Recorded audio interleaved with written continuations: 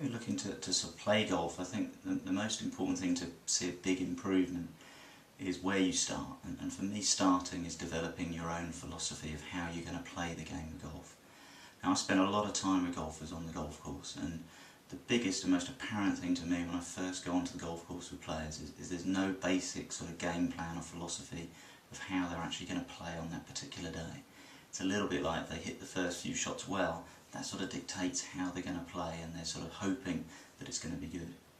Now, what I see with the best players in the world is they have a philosophy. They go and work on an idea that creates a sort of sensation of how they're going to play their game of golf.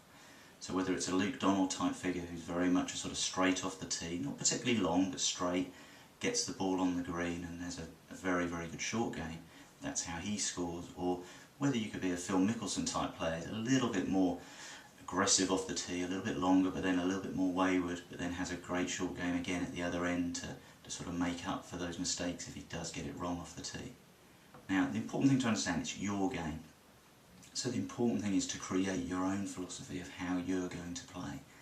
And that's really important because it doesn't just help you on the golf course, it helps you then in your practice on the range, because you go to the range with a bit more of a purpose to what you're actually going to do. For you to really move your game forward and reach your full ability, your own philosophy is so important to help you move to where you want to get to. Without that philosophy, you'll find yourself just going round and round in circles. So sit down, look at some of the best games that you've ever played, and look at how you played those games. Were you straight off the tee that day, consistent up to the greens, reasonable short game? Were you a little bit wayward and then you sort of made up for it in other areas? Find your philosophy and you'll find your game.